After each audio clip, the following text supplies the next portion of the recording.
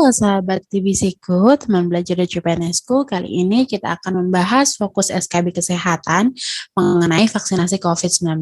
Sebelumnya, jangan lupa follow, share, and like IG teman belajar dari CPNS-ku dan channel YouTube teman belajar dari CPNS-ku. Jangan lupa di-subscribe, pencet notifikasi, dan juga like serta komennya ya teman-teman.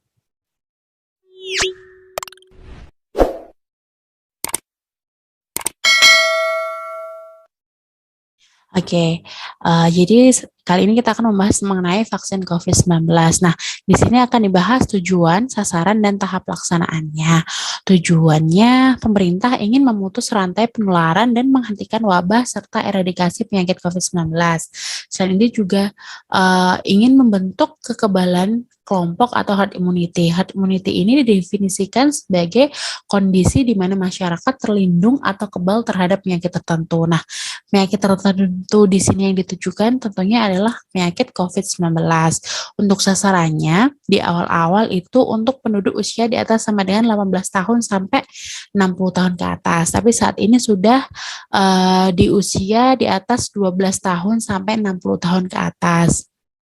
Kemudian pada awal-awal tahap pelaksanaannya ada 3 tahapan, yaitu yang pertama untuk nakes dan pekerja di Fasiankes, tahap 2 itu lansia usia di atas sama dengan 60 tahun, dan juga petugas pelayan publik seperti TNI, Polri, kemudian petugas yang bekerja di politik seperti itu di kecamatan dan lain sebagainya, dan tahap 3 yaitu masyarakat rentan. Masyarakat rentan seperti masyarakat pedagang pasar, seperti itu ya teman-teman.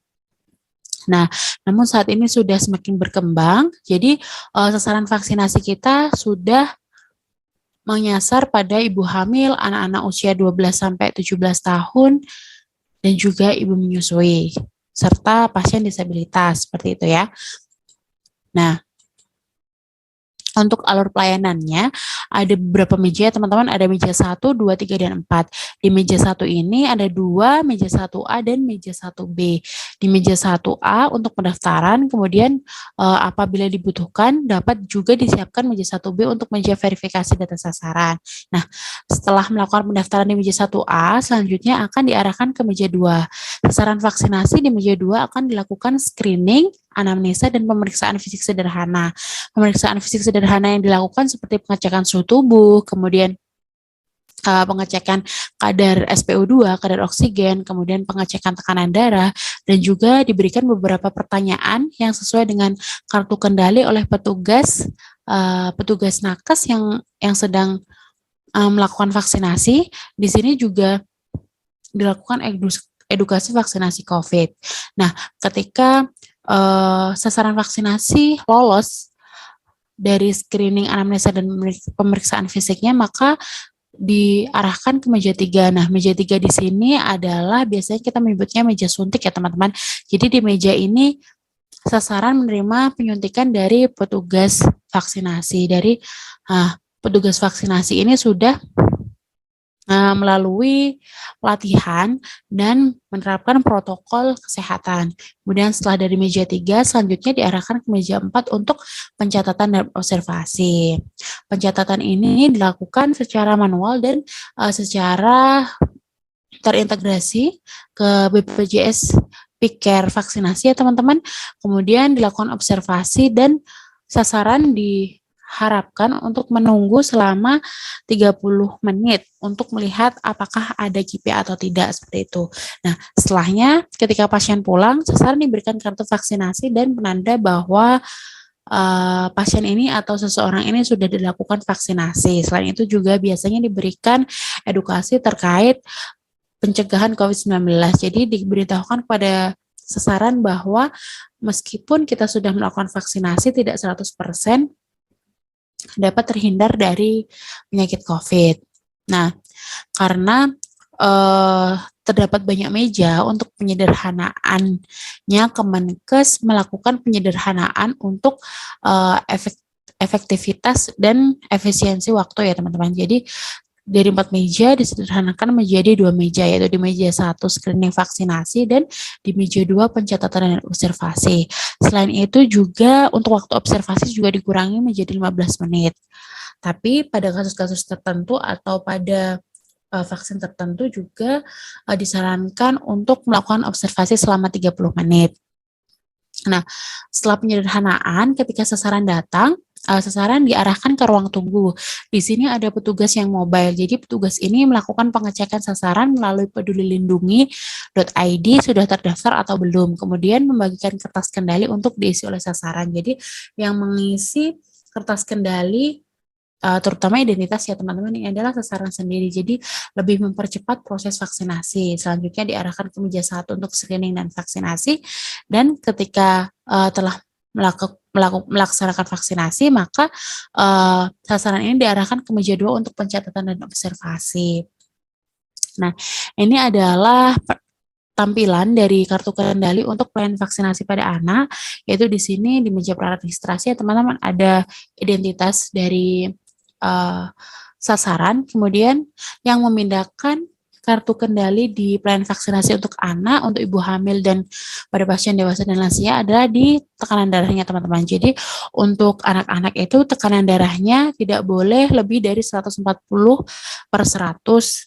Nah, ketika tekanan darahnya lebih dari ini, bisa diulang sebanyak 5 kali sampai 10 menit kemudian. Tapi ketika darahnya masih tetap tinggi, maka vaksinasi ini harus ditunda atau dirujuk untuk mendapatkan terapi. Kemudian untuk anak ini juga mendapatkan pertanyaan, apakah selama 1 bulan ini, dalam waktu 1 bulan, pernah menerima vaksin lain atau tidak. Kemudian apakah dalam 7 hari terakhir, anak menderita demam atau batuk pilek atau nyeri menelan atau muntah dan atau diare ya. Jadi penyakit-penyakit ini apakah terjadi pada kurun waktu 7 hari terakhir pada anak.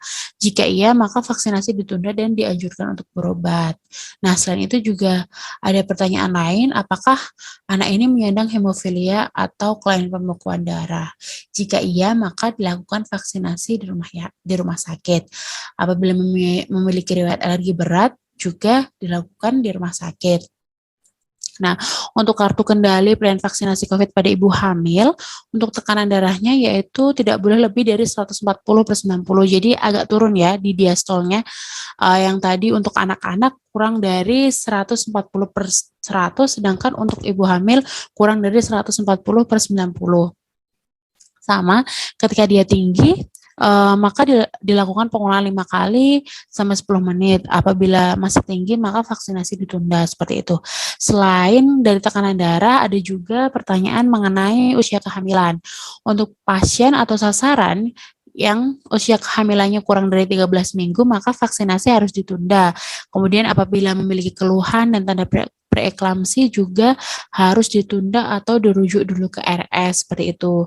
Ada juga riwayat penyakit yang dimiliki oleh sasaran ini, apakah ada jantung, DM, asma, penyakit paru, HIV, hipertiroid, hipotiroid, penyakit ginjal kronik, dan penyakit hati.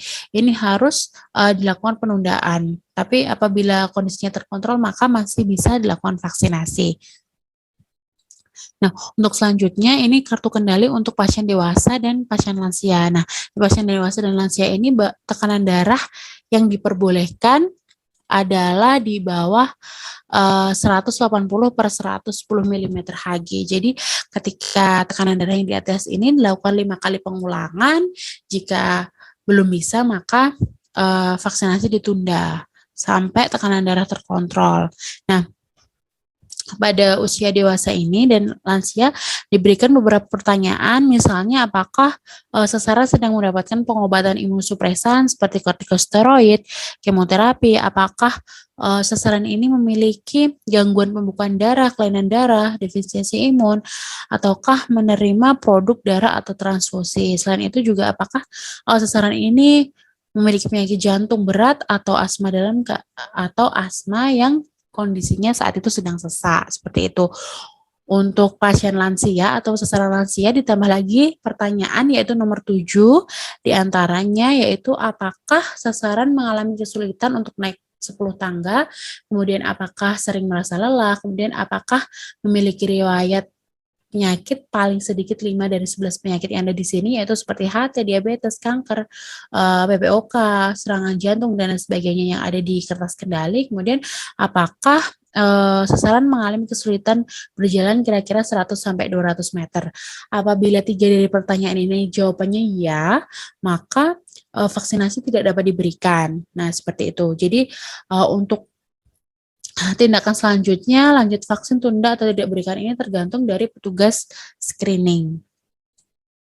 Nah, selanjutnya vaksin COVID. Nah, vaksin COVID yang tersedia di Indonesia saat ini ada beberapa macam ya teman-teman, seperti Sinovac, Sinopharm, AstraZeneca, Moderna, dan Pfizer. Untuk Novavax ini sepertinya belum ada, tapi just to know aja ya teman-teman, ini mungkin selanjutnya akan tersedia di Indonesia. Untuk yang sudah tersedia di Indonesia ini rata-rata 2 kali penyuntikan dengan jumlah dosis 0,5 mili per dosis ya. Jadi jumlah penyuntikannya 0,5 mili per dosis 2 kali penyuntikan, kecuali pada vaksin Pfizer. Jadi untuk vaksin Pfizer ini hanya membutuhkan 0,3 mili per 1 kali dosis. Untuk interval pemberiannya juga sama teman-teman, antara 3 sampai 4 minggu. Nah, khusus AstraZeneca ini spesial, jadi dia harus menunggu 12 minggu untuk mendapatkan dosis kedua. Kemudian untuk ketahanan setelah dibuka itu rata-rata 6 jam, kecuali AstraZeneca dan Moderna. Untuk AstraZeneca ini memang ketahanannya 6 jam pada suhu ruang kurang dari 30 derajat Celcius dan 48 jam pada suhu 2-8 derajat Celcius atau di suhu kulkas, suhu refrigerator ya teman-teman. Nah, untuk Moderna ini ketahanannya sampai 24 jam. Kemudian di sini ada beberapa vaksin dan rekomendasi penyimpanannya. Nah, vaksin RNA itu ada 2 teman-teman, ada Pfizer dan Moderna. Di sini untuk vaksin Pfizer rekomendasi penyimpanannya ada di suhu minus 80 sampai minus 60 derajat Celcius, dia bisa bertahan selama 6 bulan. Kemudian pada suhu 2 sampai 8 derajat Celcius bisa bertahan selama 5 hari. Tapi ada juga yang menyebutkan atau sumber lain yang mengatakan bahwa Pfizer pada suhu 2-8 derajat Celcius bisa bertahan selama 31 hari asalkan vaksin ini belum dicampur atau belum ditusuk vialnya ya, belum ditusuk dengan jarum seperti itu, dengan jarum suntik. Jadi Pfizer ini sebelum digunakan nantinya akan dilarutkan dalam NaCl. Nah, ketika Pfizer ini belum dicampurkan dengan pelarut atau belum ditusuk, maka dia bisa bertahan selama 31 hari pada suhu 2 sampai 8 derajat Celcius. Kalau pada suhu minus 25 sampai minus 15 derajat Celcius, vaksin ini hanya bertahan selama 2 minggu. Kemudian untuk vaksin Moderna direkomendasikan disimpan pada suhu minus 25 derajat Celcius sampai minus 15 derajat Celcius dan bertahan selama 6 bulan. Kemudian ketika dia disimpan, vaksin ini disimpan pada suhu 2 sampai 8 derajat Celcius, bertahan selama 30 hari. Nah, selanjutnya untuk vaksin AstraZeneca, rekomendasi penyimpanannya pada suhu 2-8 derajat Celcius dan bertahan selama 6 bulan. Untuk Sputnik V ini masih jarang di Indonesia, tapi untuk penyimpanannya ada di suhu minus 18,5 derajat Celcius pada bentuk cair dan 2-8 derajat Celcius pada bentuk kering ya teman-teman. Kemungkinan besar yang ada di Indonesia adalah 2 sampai yang bentuk kering ini, 2-8 derajat Celcius, karena untuk memudahkan distribusi. Kemudian untuk vaksin Johnson & Johnson ini kemungkinan belum ada di Indonesia, tapi untuk penyimpanannya pada suhu 2-8 derajat Celcius dan bertahan selama 3 bulan. Untuk dosisnya hanya 1 kali. Kemudian vaksin yang sering digunakan untuk program pemerintah yaitu vaksin CoronaVac atau Sinovac ini direkomendasikan disimpan pada suhu 2-8 derajat Celcius. Kemudian untuk Sinopharm yaitu vaksin yang digunakan untuk vaksin gotong royong. Selain itu, vaksin Sinopharm ini juga kita dapat hibah dari Raja Uni Emirat Arab untuk disuntikan kepada pasien disabilitas dan pendampingnya. Nah, rekomendasi penyimpanannya ada di suhu 2-8 derajat Celcius dan digunakan 2 dosis. Nah, untuk basis mRNA ini, vaksin mRNA Pfizer dan Moderna ini sebelum dilakukan penyuntikan, maka dibutuhkan proses pencairan karena sebelumnya vaksin ini bentuknya beku. Nah, dalam proses pencairan, Moderna pada suhu 2-8 derajat Celcius membutuhkan waktu 3 jam. Pada suhu ruang plus 15 sampai plus 25 derajat Celcius membutuhkan waktu 1 jam. Kemudian Pfizer pada suhu 2-8 derajat Celcius membutuhkan waktu 2 jam 30 menit dan pada suhu ruang tidak boleh lebih dari 25 derajat Celcius membutuhkan waktu 30 menit. Nah, Pfizer ketika kita membutuhkan cepat pencairannya bisa diletakkan di suhu ruang kurang dari 25 derajat Celcius.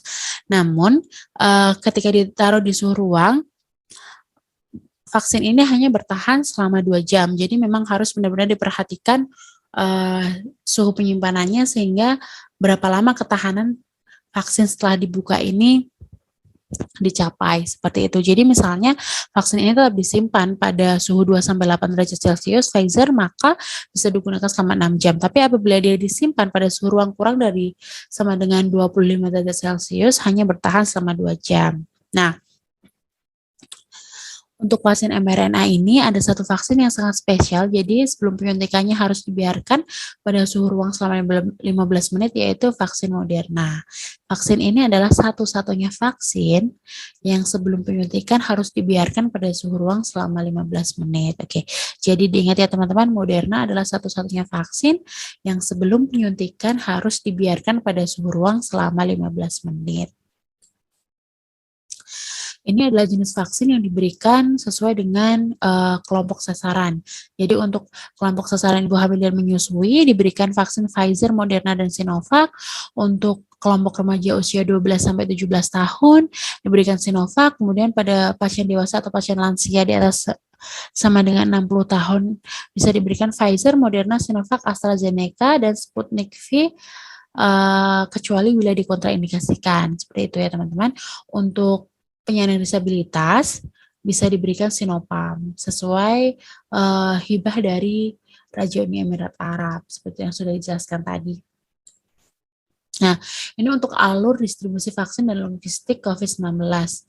Kementerian Kesehatan sudah memudahkan pengelola vaksin dengan membuatkan aplikasi yaitu Smile Indonesia. Nah, di Smile Indonesia itu terdapat informasi jumlah, nomor bed, tanggal kadaluarsa, dan juga jenis vaksin yang dikirimkan. Untuk alur distribusinya, pertama dari Komite PCPEN dialokasikan vaksin oleh pusat ke Bio Farma. Dari Bio Farma didistribusikan ke Dinas Kesehatan Provinsi, kemudian dari Dinas Kesehatan Provinsi didistribusikan ke Dinas Kesehatan Kabupaten atau Kota, dari Dinas Kesehatan Kabupaten atau Kota didistribusikan ke puskesmas dan rumah sakit. Dari Fasiankes akan diberikan kepada sasaran vaksin seperti itu. Nah,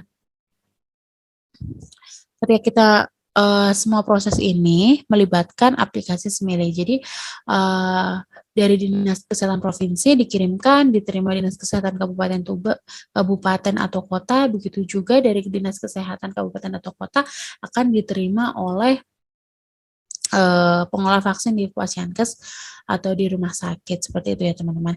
Nah, setelahnya Dismile juga mencatat jumlah dosis vaksin yang digunakan termasuk yang kadaluarsa atau rusak. Jadi di aplikasi tersebut ada juga pelaporan untuk vaksinasi rusak, ada juga untuk pelaporan untuk vaksin yang kadaluarsa. Nah, selanjutnya adalah vaksinasi gotong royong.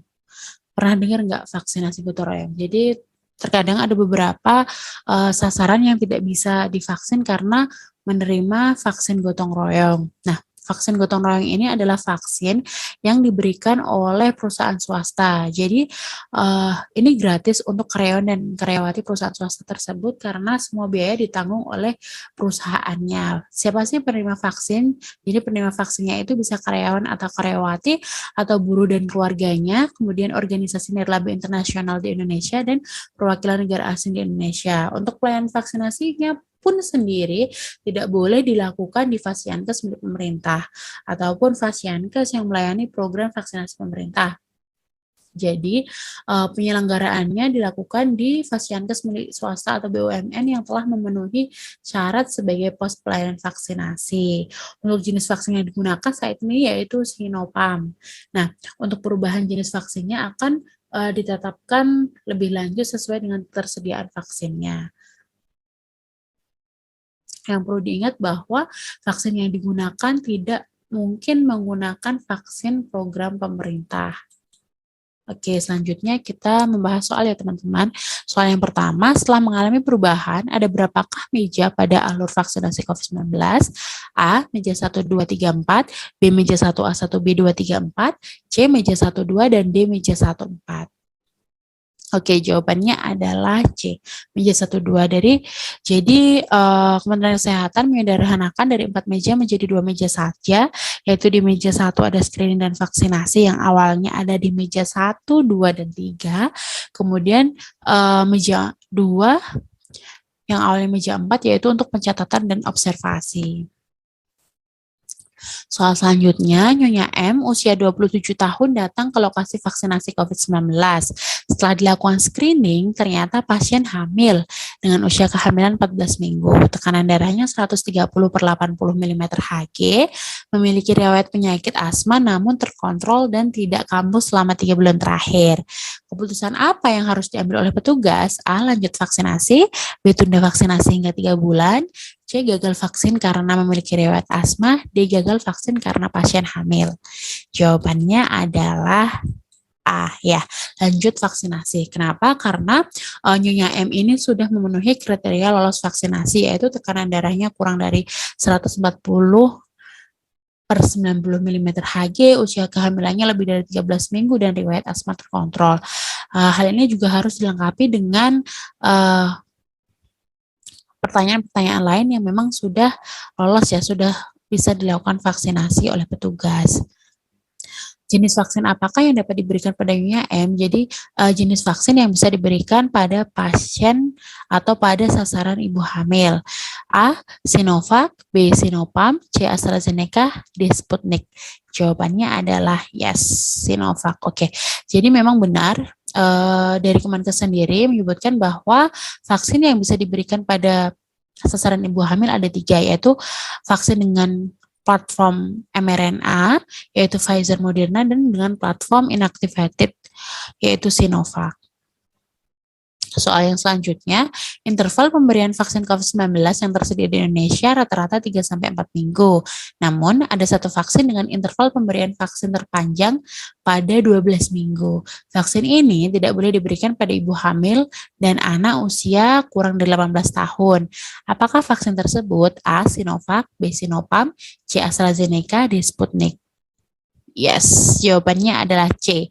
Jadi, vaksin yang memiliki interval pemberian antar dosis terpanjang yaitu vaksin AstraZeneca, yaitu 12 minggu. Selain itu, vaksin ini juga dikontraindikasikan untuk ibu hamil dan anak kurang dari 18 tahun.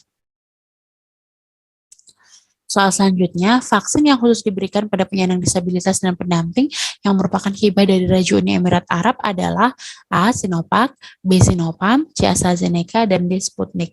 Jawabannya adalah Sinopharm ya teman-teman. Jadi Raja Uni Emirat Arab itu menghibahkan sebanyak 450.000 dosis untuk diberikan kepada 225.000 sasaran di 6 provinsi. Nah, oleh pemerintah vaksin ini diberikan pada penyandang disabilitas. Kenapa? Karena untuk memudahkan mobilitas petugas vaksinasi ke rumah-rumah warga. Jadi kita sistemnya jemput bola ya teman-teman, karena kita tidak mungkin mengumpulkan penyandang disabilitas di suatu tempat gitu. Hal lebih susah, sehingga kita sistemnya jemput bola. Jadi kita mendatangi rumah-rumah penyandang disabilitas, kemudian melakukan vaksinasi seperti itu. Namun tetap menerapkan protokol kesehatan, dan untuk mendatangi rumah-rumah warga itu juga dibentuk tim vaksinasi seperti itu. Soal selanjutnya, vaksin ini merupakan vaksin mRNA yang dapat disimpan pada 2 suhu dengan ketahanan yang berbeda. Yang spesial dari vaksin ini adalah sebelum penyuntikan ke pasien, vaksin harus didiamkan selama 15 menit pada suhu ruang. Vaksin tersebut adalah A, Sinovac, B, Sinopharm, C, AstraZeneca, D, Moderna. Jawabannya adalah D ya, Moderna. Jadi vaksin mRNA itu ada 2, saat ini teman-teman ada Pfizer dan ada Moderna. Nah, yang harus didiamkan selama 15 menit pada suhu ruang adalah vaksin Moderna.